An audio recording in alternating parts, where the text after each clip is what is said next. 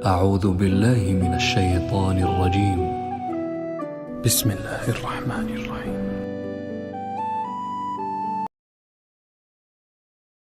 بسم اللہ الرحمن الرحیم والصلاة والسلام علی رسولہ الکریم وعلی آلہ وصحبہ اجمعین۔ انسان کی عظمت اور بڑائی اس کی صفات کے ساتھ ہے، اس کے مال دولت کے ساتھ نہیں۔ دنیا، پیسہ، دولت، حکومت، یہ چیزیں آدمی کو مالدار تو بنا دیتی ہیں، حاکم بنا دیتی ہیں، بڑا نہیں بناتی۔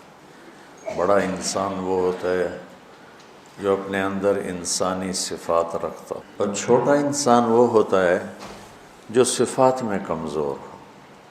قیامت کے دن جو تولا جائے گا وہ سونا چاندی نہیں تلے گا، اعمال تلیں گے۔ تو ایک انسان اچھا انسان بنے، کہاں سے پتہ چلے گا؟ وہ میرے رب کی اس کتاب سے پتہ چلے گا، اور میرے محبوب صلی اللہ علیہ وسلم کی زندگی، فرمان، سیرت سے پتہ چلے گا کہ ایک مرد عورت کس طرح عظمتوں کی چوٹیوں کو چھو لے، اللہ کو راضی کر لے، دنیا میں اپنے آپ کو سکھ سکون سے رکھے۔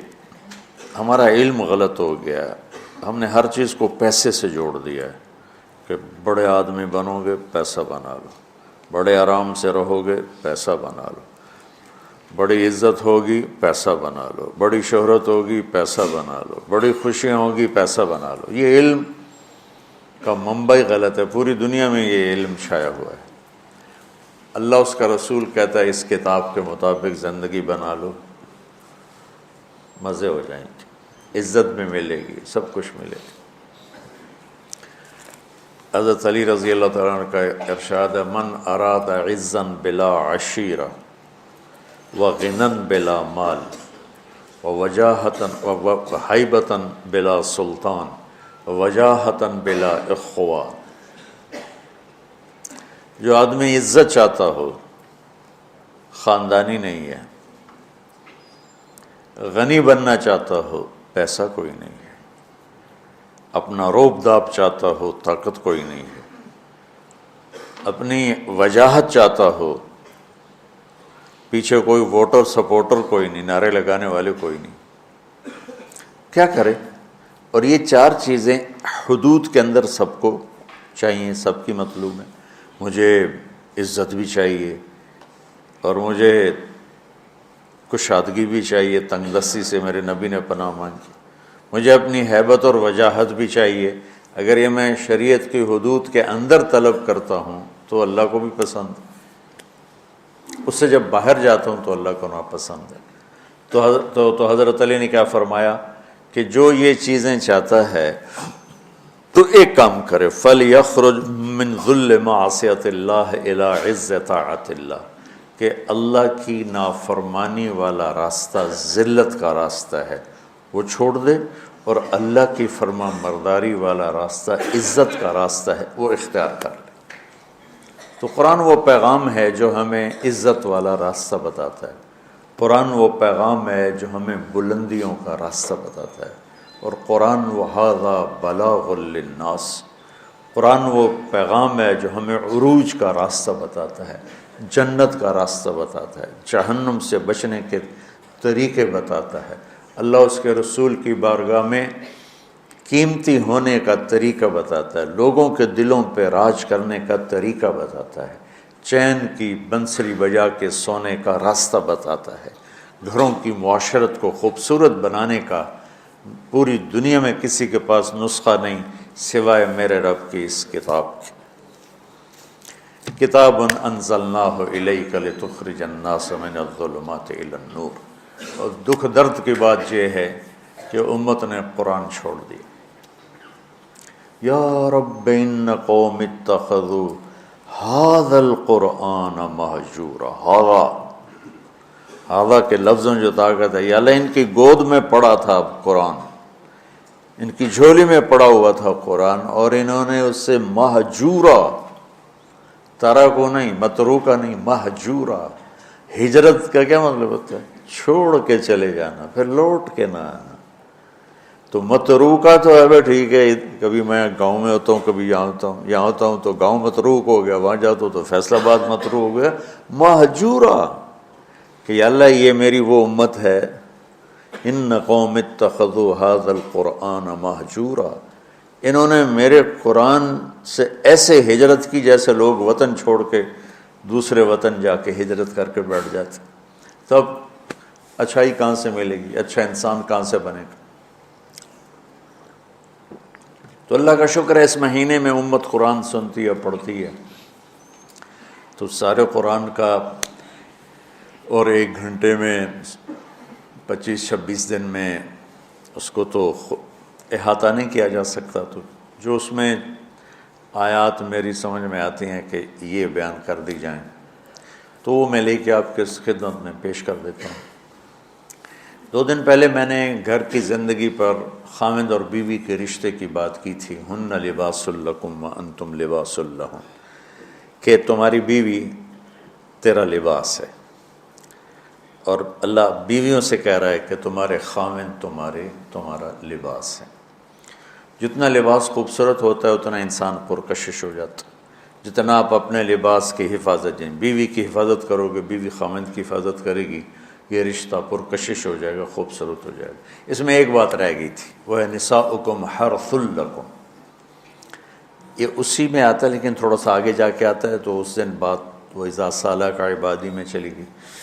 تو نساؤکم حرث لکم فاتوا حرثکم انا شئتم، اس کا مفسرین نے ایک ہی مطلب بیان کیا جو فاتوا حرثکم انا شئتم، لیکن جو کہ میں ذمہ دار ہوں مجھے حرث سے ایک مطلب سمجھ آئے، میرے پیشے کا لفظ ہے نا حرث، انتم کیا ہے وہ تحرثون بھی کہیں ہے، افرأیتم ما تحرثون، افرأیتم ما تحرثون، تو فاتوا حرث۔ آپ تمام تصویریں دیکھو جو میں بیان کرنے لگا ہوں، میرا دعویٰ نہیں، توبہ میں نے تو ساری دیکھی نہیں، لیکن مجھے نہیں لگتا کسی کا ذہن اس طرف گیا ہوگا، ہو سکتا گیا ہو کو میں اپنے علم کے دعوے، تو میں تو ویسے ہی طالب علم ہوں۔ اللہ نے یہاں عورت کو تشبیہ دی ہے کھیتی سے، تو میری آنکھ اس ماحول میں کھلی جہاں ہم پشتوں سے ذمہ دار چلے آ رہے ہیں۔ تو درخت جب پھل نہیں دیتا ہے تو ذمہ دار اس کو ڈنڈے مارتا ہے، اس کو گالیاں نکالتا ہے۔ کس طرح ذمہ دار ایک پودے کو پروان چڑھاتا ہے، یہ ہے تمہاری ذمہ داری اپنی بیوی، چونکہ تم نہیں کسی کے گھر گئے، تمہارے گھر کسی کی بیٹی آئی ہے، ماں چھوڑ کے، باپ چھوڑ کے، بہنیں چھوڑ کے، بھائی چھوڑ کے، سہیلیاں چھوڑ کے، اور اپنی ترتیب زندگی کو توڑ کر ایک بول پر تیرے گھر آئی ہے، تو پاگل تو آتے ہی اس کے ساتھ بدتمیز ہو رہا ہے، کبھی گالیاں دیتا ہے، کبھی تانے دیتا ہے، کبھی تیری ماں اسے کچھ سناتی، کبھی تیرا ابا اسے کچھ سناتا ہے، کبھی تیری بہنیں اسے کچھ سناتی۔ تو نے کھیتی کی راکھی کیا کرنی تھی، تو نے تو کھیتی کو آگ ہی لگا کے رکھ دی، تو یہ فصل کیسے دے گی؟ تو گندا دانہ اس میں سے نکلے گا۔ تو عورت کو اللہ تعالیٰ نے زمین سے تشبیہ تھی، اور اس سے آنے والی اولاد کو کھیتی سے اللہ تعالیٰ نے تشبیہ تھی، اور زمین سے کھیتی لینے کا ایک طریقہ ہے، ہل چلتا ہے، زمین نرم کی جاتی ہے، پانی لگتا ہے، پھر اسے اور نرم کیا جاتا ہے، پھر جڑی بوٹیوں کو صاف کیا جاتا ہے، اسے تیار کیا جاتا ہے، پھر اس میں دوبارہ ہل چلا کے بیج لگایا جاتا ہے، پھر اس بیج کی راکھی کی جاتی ہے، حفاظت کی جاتی ہے۔ جب وہ پانی مانگتا ہے پانی دیتے ہیں، چاہے رات کے 12 بجے بھی پانی کی ضرورت ہے، وہ پانی پہنچ رہا ہوتا ہے۔ وہ کھاد مانگتا ہے، کھاد دیتے ہیں، وہ گوڈی مانگتا ہے، گوڈی دیتے ہیں، پھر اس میں گندی جھاڑیاں پیدا ہوتی ہیں، تو ہم الگ مزدور لگا کر ان گندی جھاڑیوں کو نکالتے ہیں، اور اب سپرے آ گئے ہیں کہ سپرے کرو تو صرف وہ گندی جو بوٹیاں ہیں وہ مر جاتی ہیں، فصل کو کچھ نہیں ہوتا۔ میں آپ کے سامنے ایک نقشہ بیان کر رہا ہوں کہ اللہ تعالیٰ یہاں خاوند اور بیوی کی زندگی کو کس خوبصورت انداز میں بیان فرما رہا ہے۔ اعلیٰ فصل لینے کے لیے یہ سب کچھ کرنا پڑتا ہے۔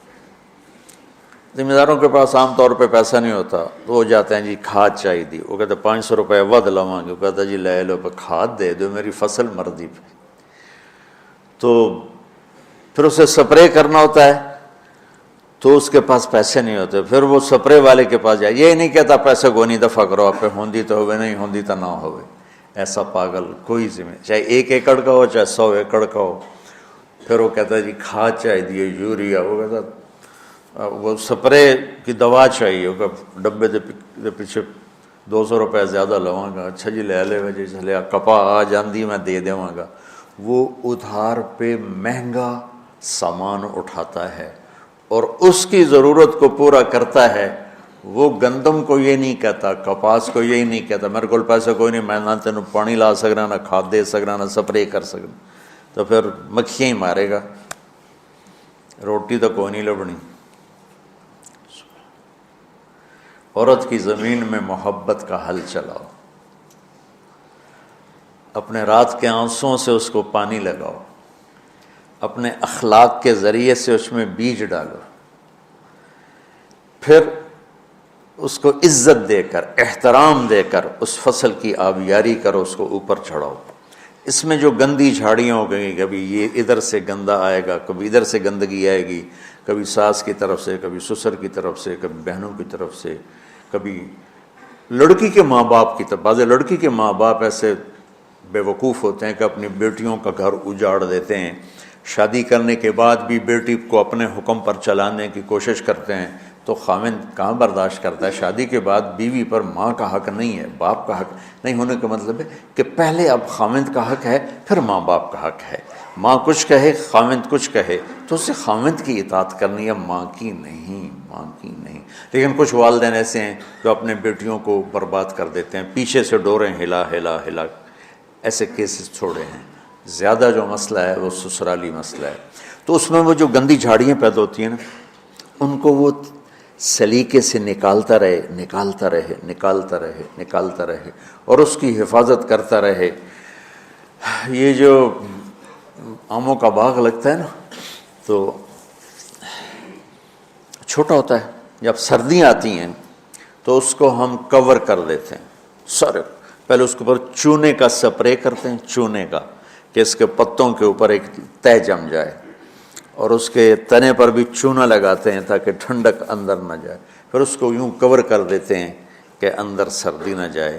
اتنی حفاظت ایک چھوٹے سے پودے کی جاتی ہے، تب جا کر وہ پروان چڑھتا ہے۔ اور سب سے بڑا پودا انسان ہے، اور سب سے قیمتی دھرتی ماں ہے، اور سب سے قیمتی رشتہ خاوند اور بیوی ہے۔ اور آج کے خاوند بیوی کو ماں کی گالیاں نکال رہے، بہنوں کی گالیاں نکال رہے، جیسے وہ خرید کے کسی لونڈی کو خرید کے لیں، کسی کی بیٹی ہے تو کھیتی، تم لوگ دورے والے اب جا رہے ہو، تمہاری شادیاں ہو گئیں، تو اللہ کے واسطے بچوں بدتمیز نہ بننا اپنی بیویوں کے ساتھ، یاد رکھنا میری باتوں کو۔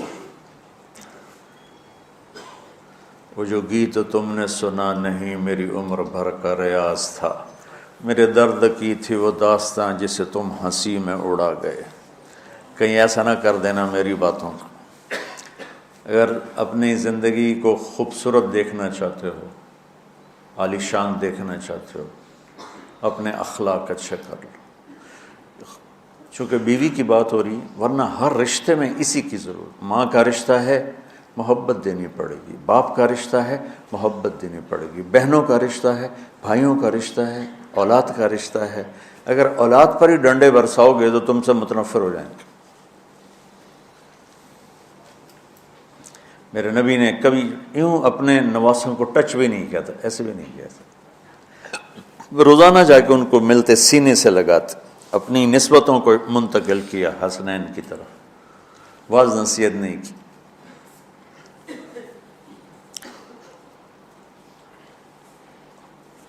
بہت سے بچے علماء کے، تبلیغ والوں کے، نیک لوگوں کے ضائع ہو گئے کہ بچے کا ذوق نہیں دیکھا، بس حافظ بنانا ہے، عالم بنانا ہے، حافظ بنانا ہے، عالم بنانا ہے۔ بناؤ حافظ، بناؤ عالم، پہلے ذوق دیکھ لو۔ اگر نہیں ہے تو اچھا مسلمان بناؤ، یہی کافی ہے۔ اگر زبردستی چلایا تو وہ بچہ نہ دین کا رہے گا، نہ دنیا کا رہے گا، نہ مدرسے کا رہے گا، نہ تبلیغ کا رہے گا۔ یہ لاکھوں مثالیں میرے سامنے ہیں۔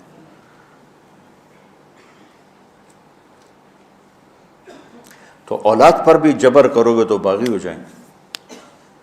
ایک ہمارے ساتھی نے اپنے بیٹے کو حافظ بنایا، وہی تبلیغی زور، بچے کو تمنا نہیں ہے، انہیں بنایا۔ جب اس نے سر نکل آیا اس کا اور اس کی شادی ہونے لگی تو اس کے والد نے کارڈ چھپایا، حافظ فلاں فلاں، انہیں سارے کارڈ جلا دی۔ جلانے کا مطلب ہے پھینکوا دیا، کہ نئے سرے سے کارڈ چھپاؤ اور حافظ کا نام کٹاؤ، حافظ کا نام کٹا کے میرے کارڈ چھپاؤ۔ یہی فیصل آباد کا واقعہ ہے۔ تو تمہارے ساتھ عالم کا لفظ لگا ہوا ہے، تم کہو گے میری اولاد بھی عالم ہو، 6 مہینے کی اولاد، اس کے سر پہ بڑی ساری ٹوپی ہوئے، جی چاہے تو اس سے داڑھی بھی کاٹ لو ہوتی تسی۔ تو اتنے بچوں کے سر پہ ٹوپیاں چڑھائی ہوتی ہیں، ان کی فطرت کی زندگی، ان کو کھیلنے دو، انہیں ٹائم دو، انہیں دیکھو یہ کدھر مڑ رہے ہیں، جس طرف ان کا دھارا جا رہا ہے۔ صرف عالم بننے والا ہی مسلمان ہوتا ہے، صرف حافظ بننے والا ہی مسلمان ہے، اور کوئی مسلمان ہے ہی نہیں۔ اللہ نے ہمیں جو دعا سکھائی ہے، رب ہب لی من الصالح، رب ہب لی من العلماء تو نہیں کہا، رب ہب لی من الحفاظ بھی نہیں کہا، من الصالحین۔ نیک ہونا ضروری ہے، عالم ہونا ہو گیا تو ٹھیک ہے، نصیب کی بات ہے، بہت اعلیٰ چیز، حافظ بن گیا بہت اعلیٰ چیز، لیکن زبردستی کراؤ گے پچھتاؤ۔ زندگی کے تمام شعبوں کو زندہ کرنا۔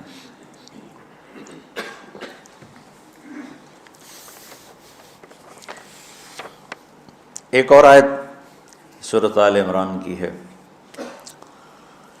یہ سارے دین کی روح ہے اور یہ دین کا مرکزی نقطہ ہے، مرکزی نقطہ۔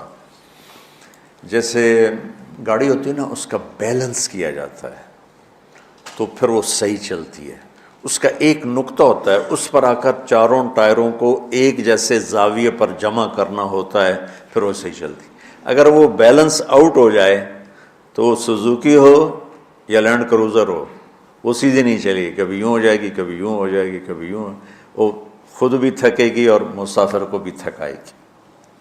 تو ہر چیز کا سینٹر پوائنٹ جب صحیح ہوتا ہے تو وہ چیز صحیح چلتی ہے۔ اسلام کا جو مرکزی نقطہ اور پوائنٹ ہے وہ نرمی ہے، شدت نہیں، وہ نرمی ہے، وہ عبادات اور باقی ساری چیزیں اپنی اپنی جگہ پر، لیکن ان سب کو جوڑنے والی جو چیز ہے وہ نرمی ہے۔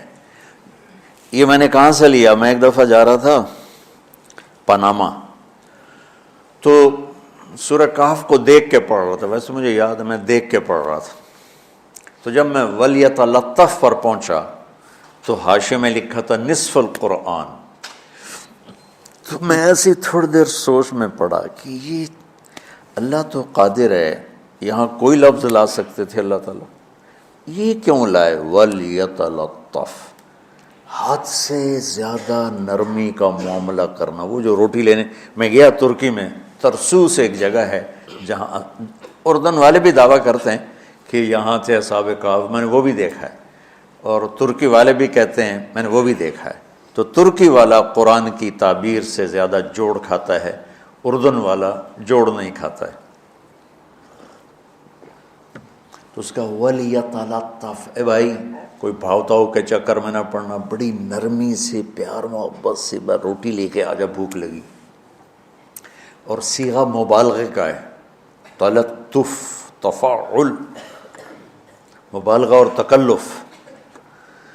تو تمہارے اندر اگر سختی ہے پھر بھی تم با تکلف نرمی کرو، تمہارے اندر شدت ہے پھر بھی اپنے اوپر نرمی طاری کرو۔ تو یہاں سے مجھے یہ بات سمجھ میں آئی کہ پوری شریعت کا سینٹر پوائنٹ قرآن ہے، اور قرآن کا سینٹر پوائنٹ نرمی ہے، وَلْيَتَلَطَّفْ۔ اب ہمارے ڈانٹ ڈپٹ کو بزرگی سمجھا جاتا، ڈانٹ ڈپٹ کو تربیت سمجھا جاتا ہے. استاد شاگرد کو ڈانٹ رہے ہیں، پیر مریدوں کو ڈانٹ رہے ہیں، امیر مامور کو ڈانٹ رہے ہیں، والدین اولاد کو ڈانٹ رہے ہیں. اور میرا اللہ کہہ رہا ہے نرمی.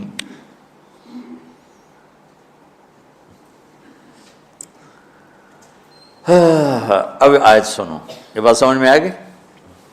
اب آیت سنو. اللہ تعالیٰ فرما رہا ہے اپنے محبوب سے، فَبِمَا رَحْمَةٍ مِّنَ اللَّهِ لِنْتَ لَهُمْ وَلَوْ كُنْتَ فَظًّا غَلِيظَ الْقَلْبِ لَانفَضُّوا مِنْ حَوْلِكَ فَاعْفُ عَنْهُمْ وَاسْتَغْفِرْ لَهُمْ وَشَاوِرْهُمْ فِي الْأَمْرِ فَإِذَا عَزَمْتَ فَتَوَكَّلْ عَلَى اللَّهِ إِنَّ اللَّهَ يُحِبُّ الْمُتَوَكِّلِينَ. سبحان لنت لہم برحمت اللہ، یوں ہونا چاہیے جو نحو کا قاعدہ ہے، فعل پہلے ہوتا ہے اس کے متعلقات بعد میں ہوتے ہیں.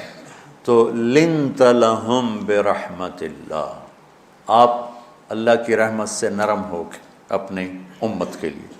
لیکن اللہ تعالیٰ نے فبما، اللہ نے اپنے نبی پر جتنے احسان قرآن میں بتلائے ہیں، الم یجد کا یتیما فآوا ووجدک ضالا فہدی ووجدک عائلا فاغنی الم نشرح لک صدرک ووضعنا عنک وزرک الذی انقض ظہرک ورفعنا لک ذکرک انا اعطیناک الکوثر هو الذی ایدک بنصرہ وبالمؤمنین. اب قرآن میں دیکھو وکان فضل اللہ علیک کبیرا، اللہ نے قرآن میں اپنے نبی پر جو احسان کیے وہ بتائے اور جتلائے کہ ہم نے آپ کے ساتھ یہ کیا، یہ کیا، یہ کیا، یہ کیا.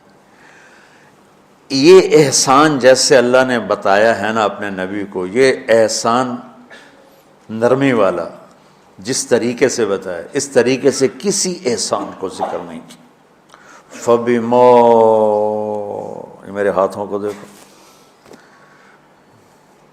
ہم جب کہتے ہیں بہت بڑا، اس سے آگے تو ہمارے ہاتھ نہیں جاتے نا. تو میرا ایک بھتیجا تھا تو دیر سے بولا، جب وہ گاڑی پہ ہوتا تو ہم کہتے کس چیز پر آئے ہو، تو وہ یوں یوں کرتا، اور جب وہ بس پہ آتا تو کہتا ایسے ایسے کرتا، ایسے ایسے، کہ بھئی بس بڑی ہوتی ہے نا تو اس کا یوں اشارہ کرتا، اور گاڑی چھوٹی تو اس کا یوں اشارہ کرتا. تو فبما، یہ جو فبما رحمہ ہے نا، یہ زمین آسمان سے بھی باہر نکل گیا ہے، اور مشرق و مغرب سے پار ہو گیا، شمال جنوب سے پار ہوگا، فوق تحت سے پار ہو گیا ہے. اللہ تعالیٰ فرما رہا ہے میرے محبوب میری اتنی بڑی رحمت آپ پر آئی جس کو آپ کے رب کے سوا کوئی نہیں جانتا، اور پھر آپ نرم ہو گئے، نرم ہو گئے. ان اللہ لا یعطی علی الرفق ما لا یعطی علی العنف، اللہ جو نرمی پہ دیتا ہے وہ سختی پہ نہیں دیتا.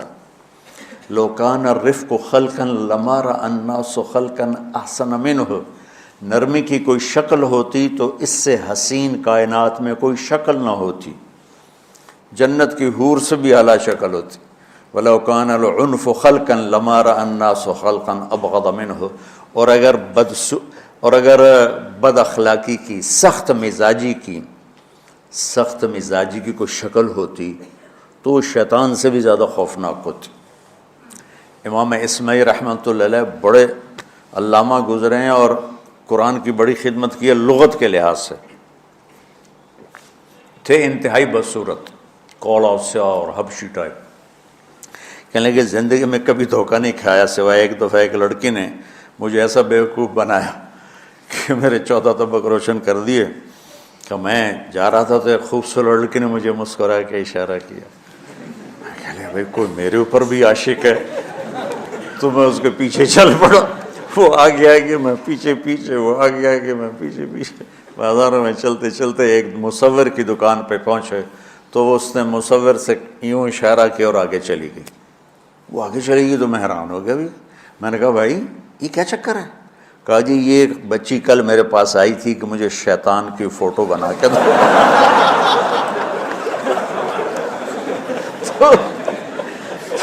تو میں نے اس سے کہا بیٹی میں نے تو شیطان دیکھا نہیں، تو مجھے دکھا تو میں اس کا فوٹو بناؤں.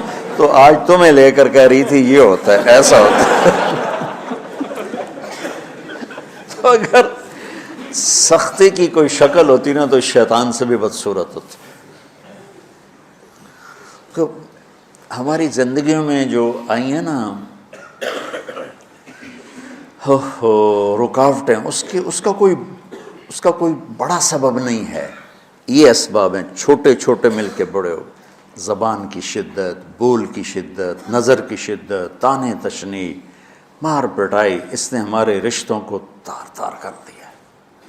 اور میں قربان جو میرا اللہ تعالیٰ کہہ رہا ہے، لو کنت فظا غلیظ القلب، اگر آپ کی زبان میں شدت ہوتی، آپ کے مزاج میں شدت ہوتی، لانفضوا من حولک، انفضوا کا مطلب بتایا تھا نا کل پرسوں، بھگدڑ مچ جانا، پیچھے مڑ کے نہ دیکھنا۔ معلم محمد مصطفیٰ جیسے ہوں صلی اللہ علیہ وسلم، اور طلبہ اصحاب رسول جیسے ہوں،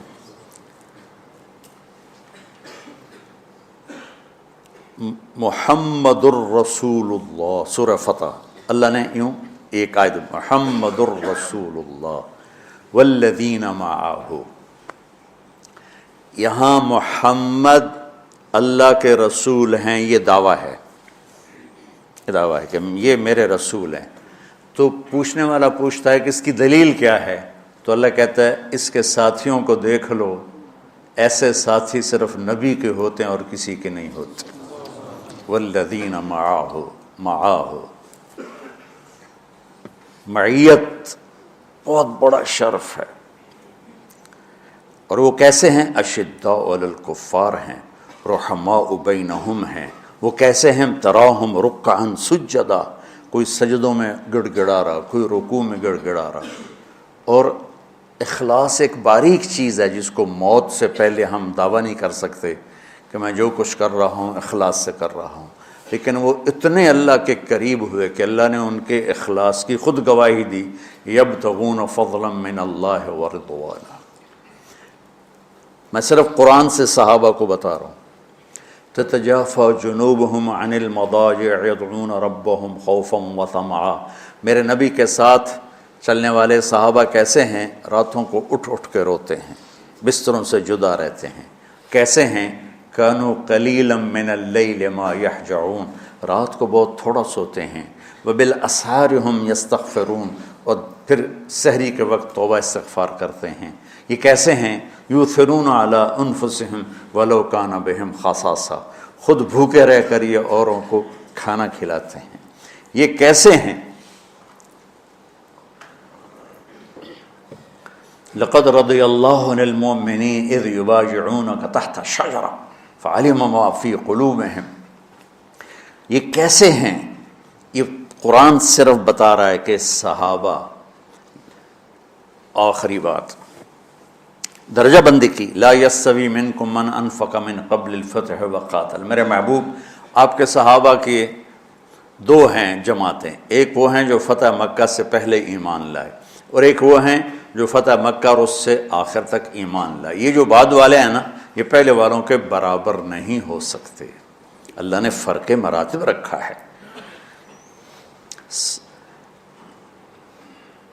لیکن ایک وعدہ میرا آپ کے ساتھ ہے، وہ کیا ہے؟ کلن وعد اللہ الحسنى، میرا وعدہ ہے آپ کے ہر صحابی کو جنت دوں گا، ہر صحابی کو جنت دوں گا۔ اور یہ پہلی جماعت ہے جن کی حمایت میں قرآن اترتا تھا۔ اور ایک عجیب ہے کہ ایک لفظ قرآن کا، ایک لفظ، ایک آیت اتری، لا يستوي القاعدون من المؤمنین والمجاہدون فی سبیل اللہ۔ یہ آیت ایسے اتری جیسے میں نے پڑھا ہے کہ اللہ کے راستے میں جہاد کرنے والے اور گھر بیٹھنے والے برابر نہیں ہو سکتے۔ ٹھیک، عبداللہ بن ام مکتوم نابینا صحابی ہیں، انہوں نے جب آیت سنی کہا یا اللہ یہ کیا کیا؟ وہ میں انا محتاج، میں کتوں جا کے جہاد کرنا ہے، میرے لیے تو گنجائش دے۔ سبحان اللہ، یہ کیسے لوگ تھے؟ جبریل دوڑے آئے اور وہی کیا لائے؟ ایک لفظ، صرف ایک لفظ کہ یا رسول اللہ فرما رہے ہیں کہ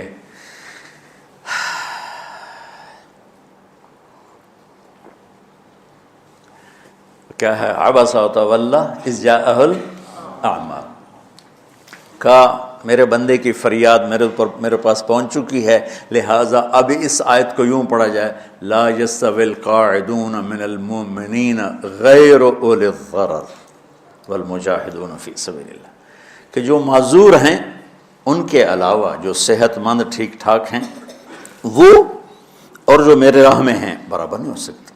تو عبداللہ بن ام مکتوم کی فریاد پر قرآن کا ایک لفظ ہے، اور خولہ کی فریاد پر آیات بارش کے قطروں کی طرح، قد سمع اللہ قول التی تجادلک فی زوجها وتشتکی الی اللہ واللہ یسمع تحاورکما ان اللہ سمیع بصیر الذین یظاہرون منکم من نسائهم ما ہن امہاتهم ان امہاتهم الا اللہ ولدنهم وانہم لیقولون منکرا من القول وزورا۔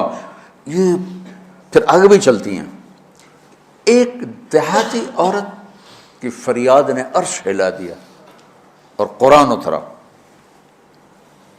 یہ لوگ تھوڑا اور سنا دو تاکہ آپ کو خولہ کا پتہ چلے، خولہ کیا چیز ہے۔ انصاری عورت ہے، ہاں محلے کی ایک عورت ہے، خامن نے غصے میں طلاق دے دی، طلاق تھی زہار، تو میرے لیے میری ماں کی طرح ہے۔ اس طلاق کے بعد رجوع ہو ہی نہیں سکتا تھا۔ 3 طلاق میں تو رجوع ہو جاتا نا، کہ کسی اور جگہ شادی ہو جائے، وہاں سے طلاق ہو جائے، واپسی ہو، لیکن اس میں رجوع ایسا ہی ہے شیخ، ایسا ہی ہے نا، اس میں دوبارہ اگر اس کی شادی ہو جائے اور پھر وہاں سے وہ فارغ ہو کر اس سے شادی نہیں ہو سکتی، یہ اس زمانے کا رواج تھا۔ اب یہ ان کی عمر گزر گئی تھی، جو بھاگی بھاگی اللہ کے نبی کے پاس ہے، یا رسول اللہ میرے خامن اوس بن مالک نے زہار کر دیا، اوس بن صامت نے مجھ سے زہار کر دیا، تو کیا فتویٰ ہے؟ آپ نے کہا حرمتی علیہ، بیٹی تو حرام ہو گئی۔ بولیں گے یا رسول اللہ اکل مالی وافنا شبابی، جوانی میری ڈھل گئی، مال میرا کھا گیا وہ، تو میں کہاں جا کے بیٹھوں، ماں باپ میرے نہیں ہیں۔ آپ نے کہا حرمتی علیہ، تو اس پہ حرام ہو گیا۔ پھر اس نے کہا یا رسول اللہ میرا کیا بنے گا؟ تو آپ چپ ہو گئے، جب وہ مانتی نہیں تو کیا کرو، آپ چپ ہو گئے۔ حضرت عائشہ رضی اللہ عنہ آپ کو کنگھی کر رہی تھی، جب اس نے دیکھا اللہ کے نبی نے جواب دینا چھوڑ دیا ہے، کہا چلے ٹھیک ہے میں اپنے رب سے بات کرتی ہوں۔ اس نے وہیں بیٹھے بیٹھے ہاتھ اٹھایا، اے اللہ ان لی منہ صبیۃ صغار، اے میرے رب میرے چھوٹے چھوٹے بچے، ان ضممتہم الی فجعوا وان ضممتم الیہ فضاعوا، میرے رب میرے چھوٹے چھوٹے بچے، عمر میری ڈھل گئی، میری دوسری شادی نہیں ہو سکتی، ان بچوں کو میں اپنے پاس رکھوں تو ان کو روٹی کہاں سے کھلاؤں، یہ بھوکے مریں گے۔ خامند کے پاس چھوڑ کے چلے جاؤں تو وہ بھی کمزور ہو چکا ہے، یہ ان کی تربیت کون کرے گا، یہ تو برباد ہو جائیں گے۔ اب اس کی دعا سنو، یا اللہ اپنے نبی کی زبان پر میرے حق میں فیصلہ دے۔ یہ نہیں کہا کہ تو اپنی شریعت کا فیصلہ سنا، کہ اللہ میرے حق میں دینا ہے فیصلہ۔ اور اللہ تعالیٰ کا قرآن آ گیا، ہاں خولا ہم نے اپنے رحمت کے طفیل تیرے حق میں فیصلہ دے دیا۔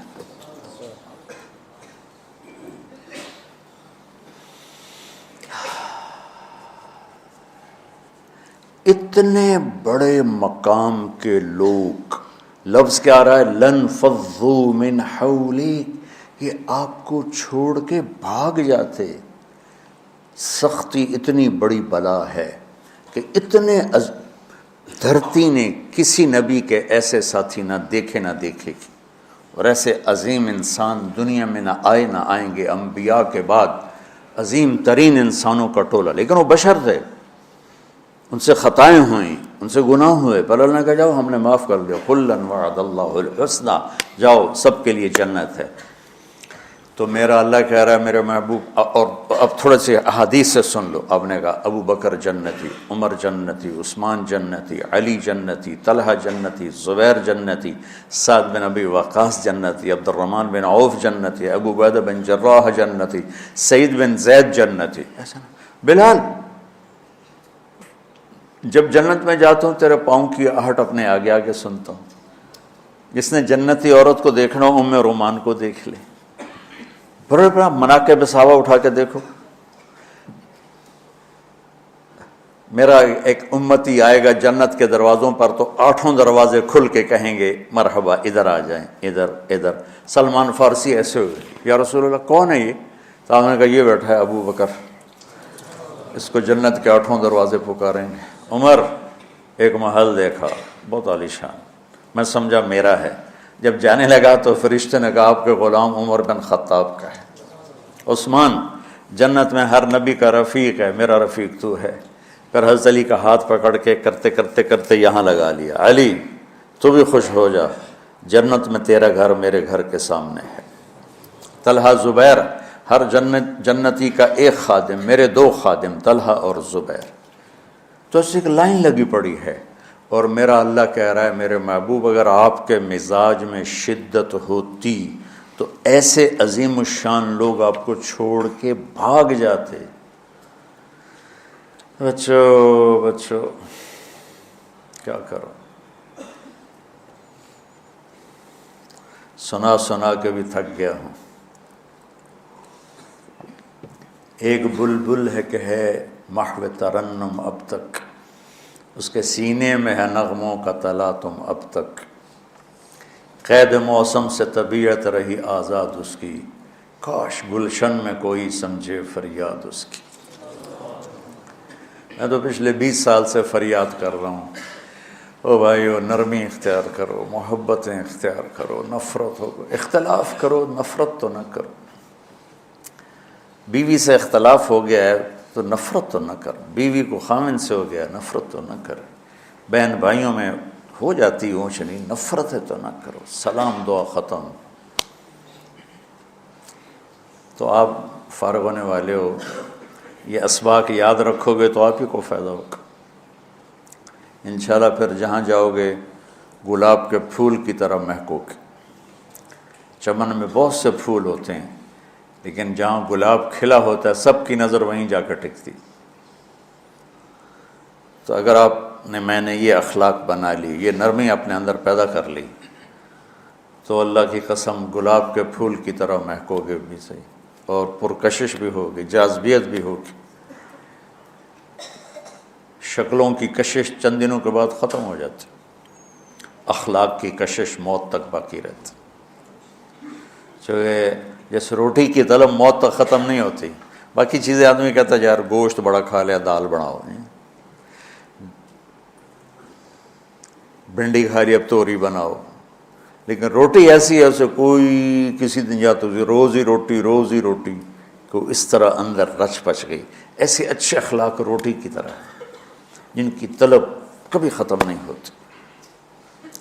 تو ہمارے علمی حلقے ہوں, دیندار حلقے ہوں, ان سب میں شدت پائی جاتی, ہر درجے کی شدت.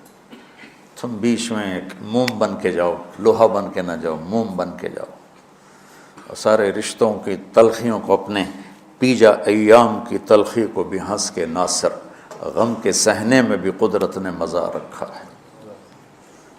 تلخیوں کو پینا سیکھو, زبان کو بند کرنا سیکھو, اور پھر مسکرانا سیکھو, اور نرمی کا سلوک سیکھو جو میرے نبی کی سب سے عالی شان صفت فَبِمَا رَحْمَةٍ مِّنَ اللَّهِ.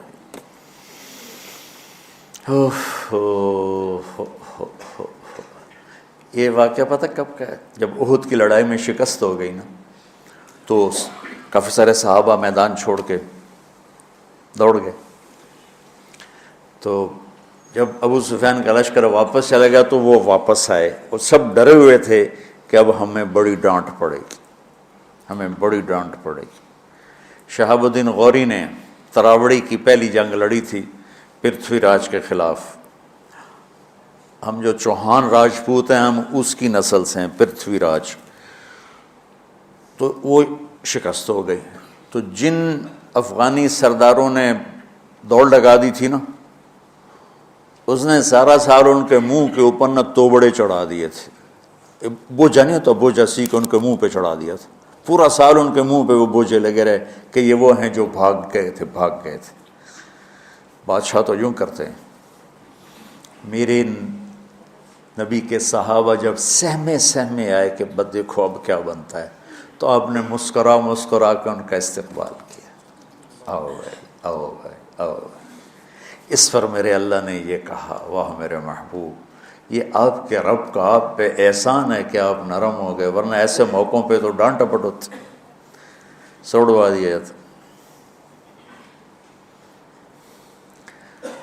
استنبول کا قلعہ فتح نہیں ہو رہا تھا، سلطان محمد فاتح 21 برس کی عمر، تو اس نے سپہ سالار کو بھرے مجمع میں کوڑوں سے اس کی پٹائی شروع کر دی اور اس کو ہٹا کے دوسرے کو لگا دیا۔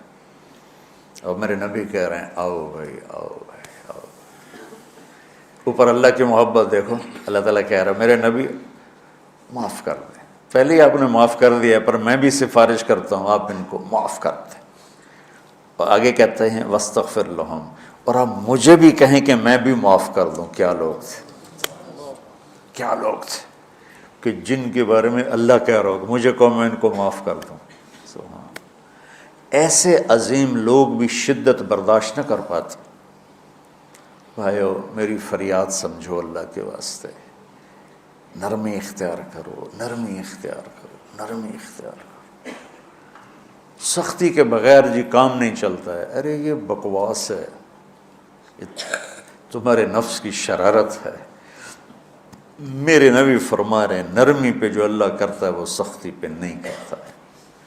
ٹھیک ہے، سر ساتھ نہیں دے رہا درد کی وجہ سے، اسی میں ہی برکت سمجھ لو۔